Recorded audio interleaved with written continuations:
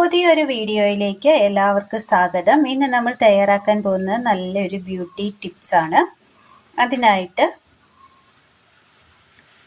നമ്മളിവിടെ എടുത്തിരിക്കുന്നത് pink colour ചെമ്പരത്തിപ്പൂവാണ്. ഒരു 4 ചെമ്പരത്തിപ്പൂവാണ് നമ്മൾ എടുത്തിരിക്കുന്നത്, പിങ്ക് കളറിലുള്ളത്. ഇതുപോലെ ഇതളുകൾ പൊഴിച്ച് ഇതൊന്ന് അരിഞ്ഞെടുക്കണം.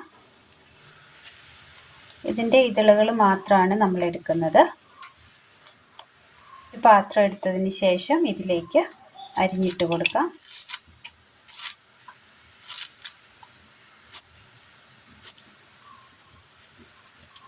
അരിഞ്ഞെടുത്ത ചെമ്പരത്തിപ്പൂവ് അടുപ്പത്ത് വെച്ച് കൊടുത്തതിന് ശേഷം ഒരല്പം വെള്ളം ഒഴിച്ച് കൊടുക്കാം.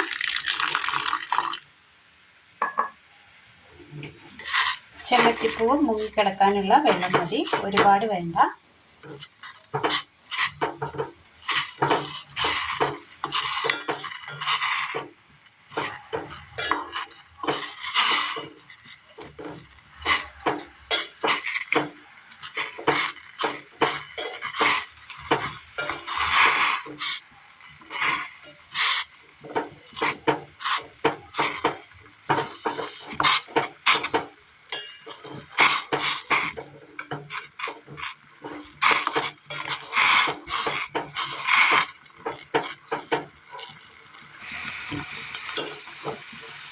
നന്നായി തിളച്ച് ഇതുപോലെ വന്നിട്ടുണ്ട്.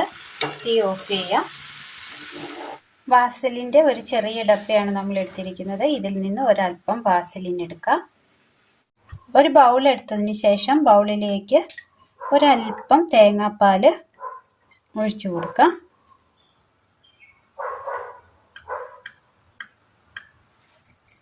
തേങ്ങയുടെ 1-ാം പാലാണ്, അതുകൊണ്ട് തന്നെ നല്ല കട്ടിയുള്ള പാലാണ്. ഇനി ഇതിലേക്ക് നമ്മൾ തിളപ്പിച്ച് തണുക്കാനായി മാറ്റിവെച്ച ആ ചെമ്പരത്തിയുടെ വെള്ളം ഒരല്പം ഒഴിച്ചു കൊടുക്കാം. ഒരല്പം വാസലിന് എടുത്ത് ഇട്ട് കൊടുക്കുന്നുണ്ട്. ഇനി ഇത് നന്നായി ഒന്ന് മിക്സ് ചെയ്യണം.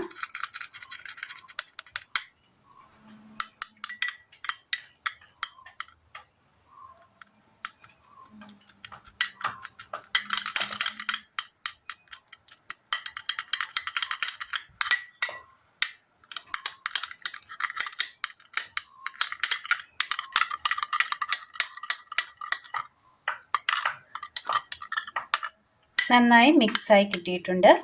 ഇനി ഇത് ആവശ്യത്തിനെടുത്ത് നമ്മൾ തേച്ച് കാണിച്ചു തരാം. ഇത് കുളിക്കാൻ പോകുന്നതിന് മുൻപായിട്ട് ഒന്ന് ബോഡിയിൽ തേച്ച് പിടിപ്പിക്കുന്നത് നല്ലതായിരിക്കും. ഒരു ലൈറ്റ് പിങ്കിഷ് കളറായിട്ടാണ് വന്നിരിക്കുന്നത്. സ്കിൻ നല്ല സ്മൂത്തായിരിക്കും.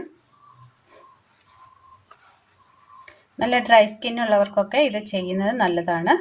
കുളിക്കാൻ പോകുന്നതിന് ഒരു അരമണിക്കൂർ മുന്നേ ഇത് തേച്ച് പിടിപ്പിച്ചതിന് ശേഷം കുളിക്കുകയാണെങ്കിൽ വരണ്ട ചർമ്മമുള്ളവർക്ക് ഒരു നല്ല ഓയിലി സ്കിൻ ആയിരിക്കുവാൻ സഹായിക്കും. ഇത് ഹെൽപ്ഫുള്ളായിരിക്കും. അപ്പോൾ എല്ലാവർക്കും ഒന്ന് ചെയ്ത് നോക്കാവുന്നതാണ്. അത് തേച്ചതിന് ശേഷം നമ്മൾ കൈ വാഷ് ചെയ്തെടുത്തതാണ്. നല്ല സ്മൂത്തായി കിട്ടാൻ വളരെ നല്ലതാണ്. എല്ലാവർക്കും ഒന്ന് ചെയ്ത് നോക്കാവുന്നതാണ്. വളരെ സിമ്പിളാണ്.